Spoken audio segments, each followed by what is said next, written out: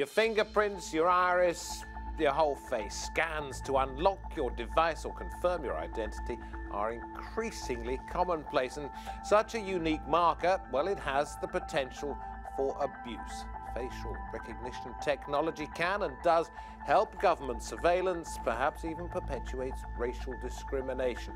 There are those who say it can lead to wrongful prosecution. Those developing all of this admit they don't have many rules to follow. Do they need some? You're watching Roundtable with me, David Foster.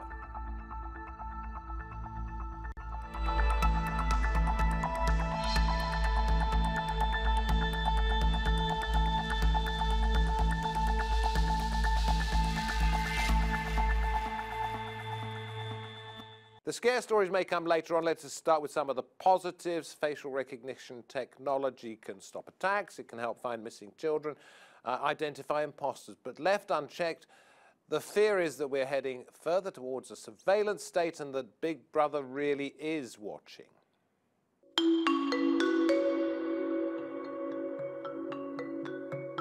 It provides greater security, easier access to personal devices and effortless payments. Facial recognition is slowly being integrated into our lives. But the new technology is also controversial. Does it breach people's privacy? And will it be used at the expense of human rights?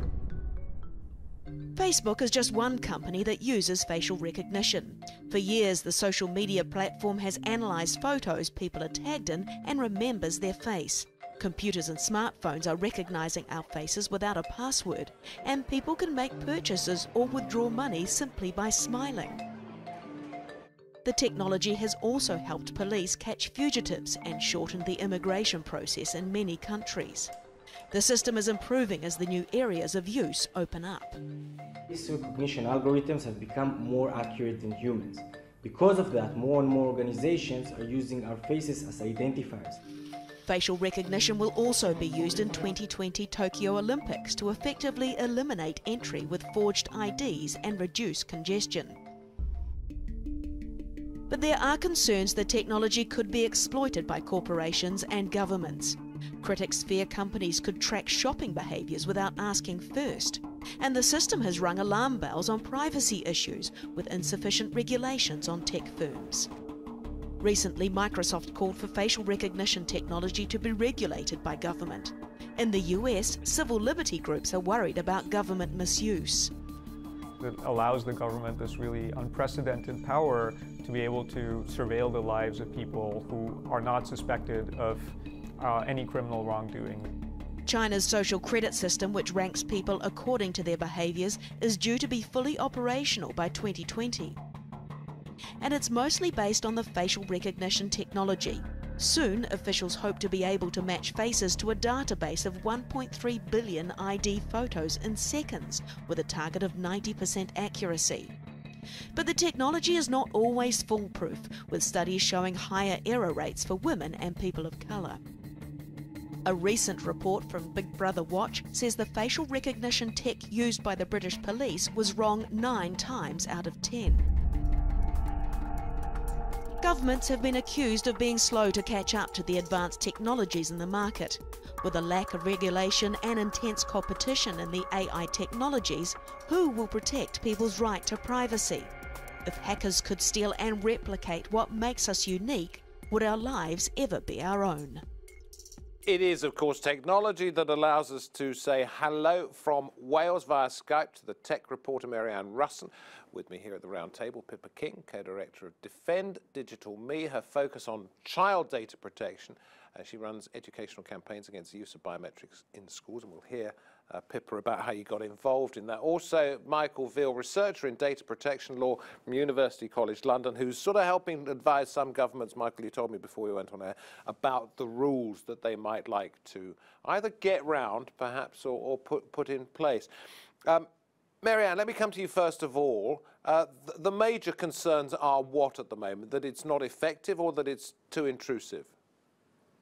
I think the major concerns are that it's probably too effective. I think there are concerns that the technology is moving far too fast for regulators to keep up with. And I think, you know, obviously the big issue is, are we happy being tracked?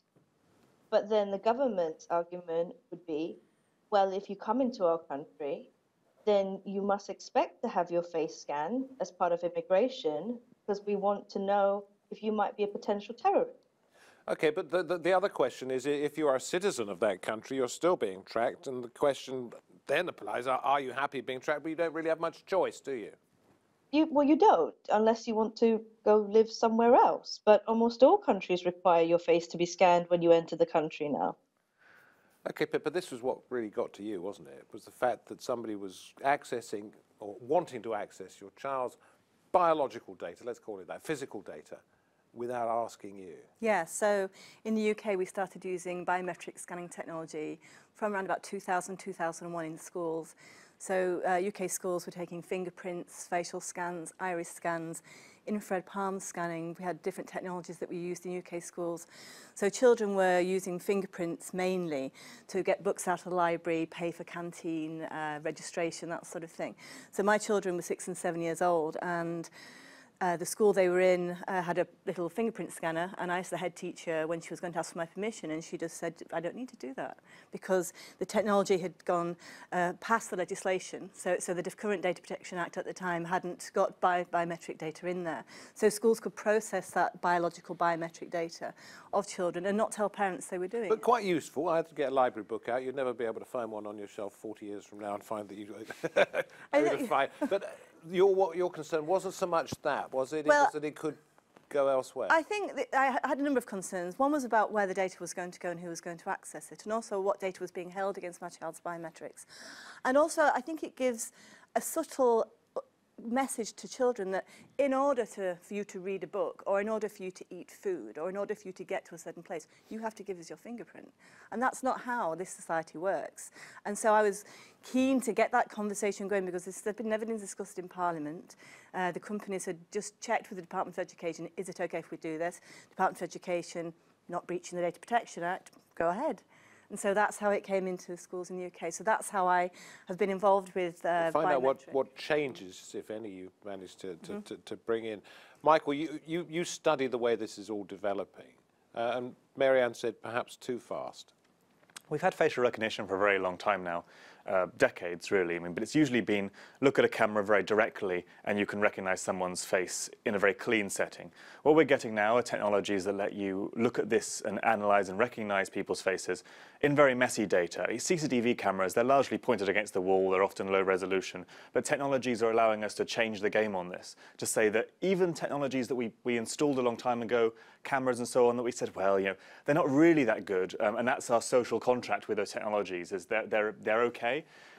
Analysis is letting us do a lot more with stuff we've already been installed. So databases that we've only been able to look people up in before, we can now do the reverse and scan through all the photos and find which one matches. We could never do that when those databases were put in place in the first place. And why is it therefore important to have a new set of rules? And anyway, who would decide what the rules are? Yeah, well, hopefully parliamentarians or whatever governments are involved.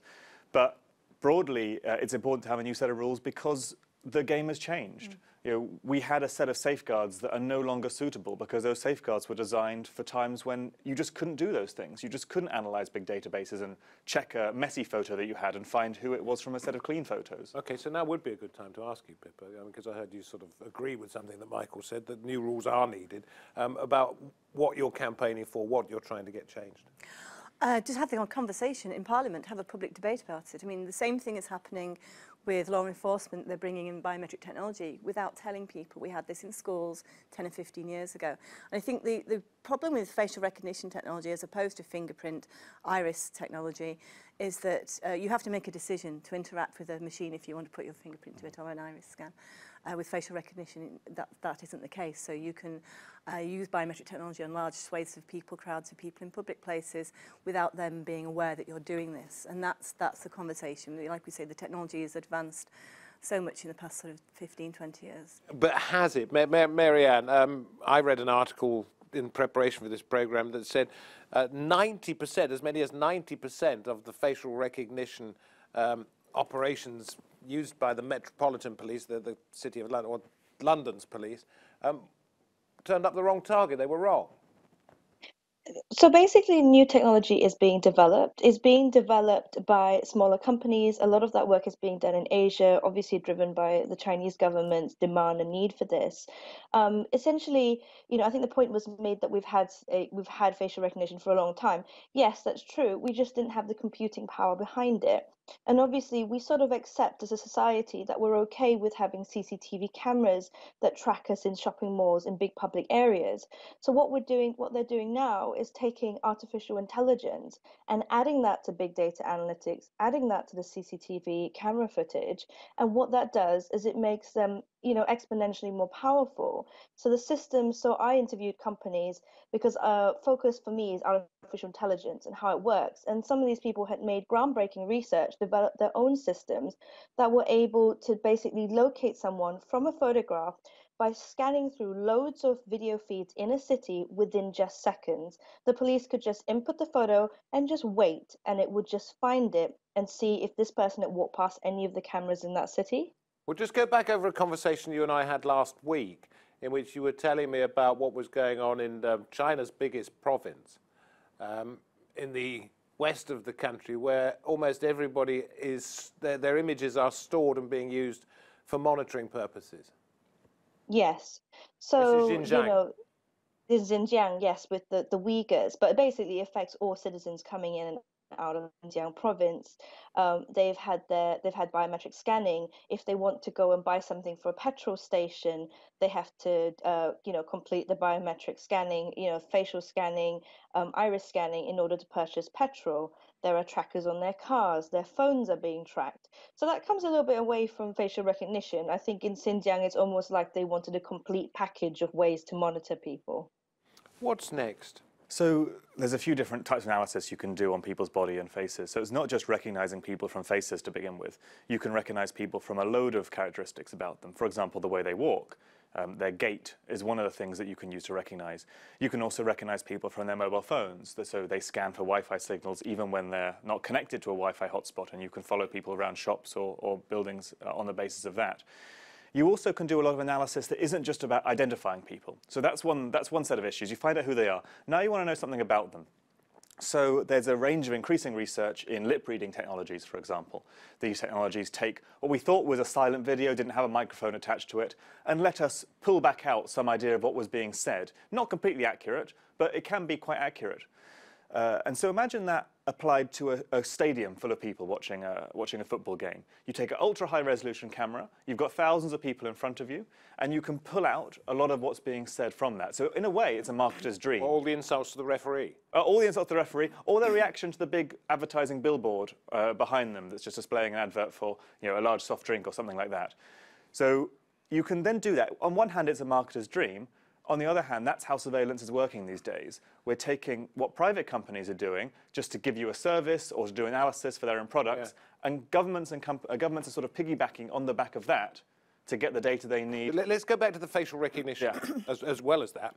And I put to Marianne that I read that 90% of the facial recognition checks that were run by the Metropolitan Police here in London on one particular occasion were wrong. Yeah, so they're doing. And yet we're sort of looking at this, if you like, some people are, as the Holy Grail.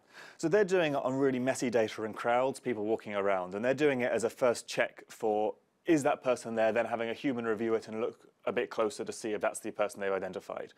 So you don't even need to be wholly accurate for it to be useful, for the first thing. If it's just flagging people of interest, there are thousands of people in that crowd, so narrowing it down a bit is helpful for them. So that sometimes those statistics are a bit out of proportion. But secondly, it's any kind of false positives, false negatives, any errors can create miscarriages of justice down the line, and it can create certain people being looked at more than other people. And you've got to ask if that's okay. Do you see the benefits of this, Pippa? It's a tool. You can have benefits to it, and there's also disadvantages to it. And I think it's the intent behind the use of the tool, which is why we desperately need some discussion in Parliament and with the wider general public. Marianne, let me ask you about the ways to get round this sort of thing. I would say, it depends on the technology, right? The Metropolitan Police clearly do not have the world's most advanced artificial intelligence network behind them, because that stuff is expensive. If you have all the most powerful technology in the world, I would say it would be quite difficult to avoid it. It just depends on who's going to want to pay for that, right? So in Western world, the governments are unlikely to want to pay as much for that. In order to get, the Chinese solution we were looking at, they had something like 17 neural networks. Just building one neural network is a challenge, let alone having 17 to identify different characteristics like a person's emotion on the camera. And are you aware of, Michael was just saying, about people in shopping malls, their movements, the way they walk, their habits being recognized? Are you aware of facial recognition technology being used, or ideas being sold by those who've taken the pictures in the first place to those who might want to use it later on? It is a concept. A lot of things go in technology from concept to reality, and it takes a long time for that to be. So anybody can have a solution that they want to sell you. Whether or not there's actually a buyer for that solution is another matter. So with the Chinese companies that I interviewed, they were starting to get some business from schools who wanted to track the emotions and the faces of the school children to see if they were actually paying attention in class. And there were services like land transport authorities who wanted to use this recognition technology to scan the number of car license plates going, to count how many cars were going across a toll bridge. It's just that it depends on, you need to see a definite sort of financial gain if you invest in this technology. Yeah, and is this what you were worried about, Pippa? To some extent, okay, it's all very well to say you don't really like the idea that somebody has to use their fingerprint, to get their lunch. But in its own way, it's perhaps slightly harmless. But it's where it goes after that. It's where it goes after that. And I think when you're, as a child or even as an adult, using biometrics, you're sort of abdicating your identity to another system. So that system holds your identity already, rather than you sort of subtly owning it. You have to then verify or confirm it's you. You take yourself to the system that already knows that you're there. So for example, with the use of fingerprint biometrics and iris scanning, instead of money, you're giving the next generation the impression that they don't have to take responsibility for that sort of side of their life, because the money is already on the system and their fingerprint's there. But I think the biometrics for children is a different thing with how biometrics are being used with adults. But I think we've all been softened up to the use of CCTV cameras, and CCTV cameras traditionally used to go up sort of 10-15 foot, so we couldn't get at them. But if you over the past sort of 5 or 6 years, they've come down and down, because the head of the Met Police I did an interview a couple of years ago and said, we don't want the tops of people's heads, we want this information. And Michael's right that you can facially detect now from different angles rather than just... Tell me about the rules you think we must implement. I mean, you're talking about UK. I mean, there's a broader picture to this as well, but specifically the ones you're pushing our lawmakers to bring in this country. Lawmakers need to bring in, I think we need to desperately have the discussion about the application of the technology and the intent behind the use of it. So at the moment we can have it used on static databases, so people are comparing a photograph to photograph. We can have it running in real time like the Met Police and South Wales Police are doing, so you can see in real time who people are. You have the use of it retrospectively on post-video analytics, so you can take a video and then take a photograph and start to analyse it. And then you also have it, which I suppose a lot of people generally use facial detection for recognition, is for gym membership or access to areas. You take your face up to a little scanner. So there's a myriad of applications you can use this technology for, but there needs to be some red lines and rules set in the ground to say you cannot do it for this. You cannot go on a fishing cannot do it for what? So, for example, the police cannot just say, oh, I wonder what John Smith is doing. Let's have a look and see if he's in this crowd and who he's hanging around with, and start to profile people and go on a fishing expedition as such. That the technology is capable of doing. So you would have to have a certain level of evidence presented perhaps to a magistrate who would give you a warrant to be able to use this, in the same way that you have to do that to have a search warrant, perhaps. Yes. And we have this discussion about mobile phones and security service access to mobile phones, that it is actually part of you and your identity. As we're moving into being digital humans, in effect, we do need to have that discussion, and really law process can be sort of a good 7 to 10 years behind the technology being implemented, so we need that discussion as soon as possible, I would say. How long before you can't hide anywhere? Well, we hope so with the law. That's not quite the case. Depends on who you're trying to hide from. So there'll always be a real public support, I think, for some use of these kind of technologies in defending against crimes, defending against different terror threats, and so on. There'll be some level of public support. The question is, where do we draw the line there? So we do have some rules in Europe more broadly that stop businesses just using this without asking. So we have a set of rules around there that have come in that allow us some control over that. We need to refine and work out what that means. But we've still got questions around border zones. So we really need an international agreement here, because border zones are very precarious zones. You're in a zone which is a bit outside the law. You're not really sure what your rights are. You don't always have the right to go to court, get the same rights as representatives as other people do. So at that point, we may need different countries to come together and say, when someone enters your country, what can you do with their facial data? And what are the rules around that at an international level? And we don't really have that at the moment. Is there going to come a time when some object up in space will be able to just go ping like that, and the facial patterns of 6 billion plus people on this planet will go through a particular machine and sort them into different categories, much as Marianne was saying is happening in Western China, where they're sort of saying if you don't pay attention in class or other places like that, you will be put into a particular category and therefore not get promotion or whatever it is. There's no real technical reason why that couldn't happen. There's no technical reason why you couldn't say, look, here's a little dot, it moves around this way every day, we can say with rough precision it's that person. The question is, how do we govern that? And I think we've got to have serious discussions around what the laws are in place and how it relates to fundamental rights. We need to get regulators and lawmakers to have access to experts. We've got in the UK, there's a biometrics commissioner. That needs to have more power and be listened to more. Other countries need the similar kind of functions. Because if you don't have that, then it's hard to even have that debate. Parliamentarians don't really understand, regulators don't really understand, the public don't really understand. And you just need that informal level of debate. I don't think there's much that you need to get there. So let me ask Marianne, I mean, you talk to an awful lot of people. Do you find that it's totalitarian governments that would be against some kind of regulation that might infringe upon their ability to spy on us, whereas it is more democratic institutions and those people you talk to, such as parliamentarians, who say, great idea? Totalitarian governments would always want to do what they want, right? So China is going to want every single bit of technology it can get its hands on to do as it wishes. It's going to be harder in other countries. They might like the idea of the technology. For example, the Met Police would love to have probably a scanner that could do as much as the Chinese ones can do. But whether or not they're going to be able to get funding for it, to be able to get that through Parliament is another question. I think probably we really need to be looking at, how are we getting these solutions through Parliament? It can't be, as someone was saying earlier, that, just because it's not breaching the Data Protection Act, because they hadn't made a law about it yet, oh, okay, go ahead then. And because that way leads to danger. Essentially, everybody could just start tracking everybody. I could install one of these in my house. Do you sense that the pushback may come from security services, police forces, armed forces? We talk about it in the UK in particular, whereas lawmakers are actually pretty open to regulation. So it's pull and push here. I think the pushback will be money. I think it's very important to bear in mind that these solutions are quite expensive. And if it's going to cost a lot of money, it is eventually going to need somebody else's approval.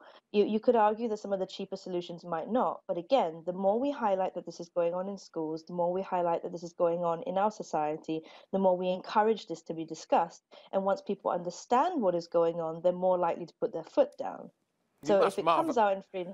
Sorry, Mary. I thought you'd stop there. I was just going to say, we've got a couple of minutes left. I mean, no matter how worried we are about this, you must marvel, as I do, at how far we've come, how extraordinary this is. We're actually living in a really exciting time in technology. I'm not against biometric technology. I can see a really great application of it. But we need to be mature as a human race, and we need to apply it right, in the right context. Be very careful. I'd also say it's getting cheaper and cheaper. So look at Google and Microsoft, all have incredibly cheap and quite powerful emotion detection systems you can hire just by sending a photo in online and getting a response back. So this is what's used now today. Emotion detection? Yeah, so what's on your face? You know, are you angry, are you sad? And even looking at micro expressions as well, you've got a very high resolution. So for example, you could actually pretend to be looking happy, but this software, if it was sophisticated enough, could tell that you were actually sort of pretending. Yep, there's a lot of research into that about giveaway things on your face that even you can't see. Extraordinary. Where are we going? We need rules, don't we? And we need them quickly. Yeah, we need things that you can infer from people are really tough. So the way that people walk, the way that they look and so on, the way that they act, you can do a lot of analysis with especially visual technologies to find out what's under the surface. It's not always accurate, but it can be quite powerful. And if we start to believe it's accurate, then it can also do harm, even if it's not working very well. OK, well, listen, thank you. Thank you very much indeed. Mary-Anne Russon, thank you. Pippa, thank you. Good luck with your campaign. What's your next step? We're trying to get consent for biometric technology in schools in Scotland for children there. It only applies to England and Wales at the moment. All right. Well, thank you very much for coming in. Michael, thank you very much indeed. Mary-Anne's point was that at the moment, while Big Brother perhaps may be watching, he's wearing a rather cheap suit and can't afford to buy the really nice one. But Michael was suggesting that he's going up in the world and that it might not be too long before he looks dapper and dandy and can keep his eye on you from everywhere. From me, David Foster, from my guests, thank you for watching. We hope to have your company next time. You'll be watching us, though. We won't be watching you. Bye-bye.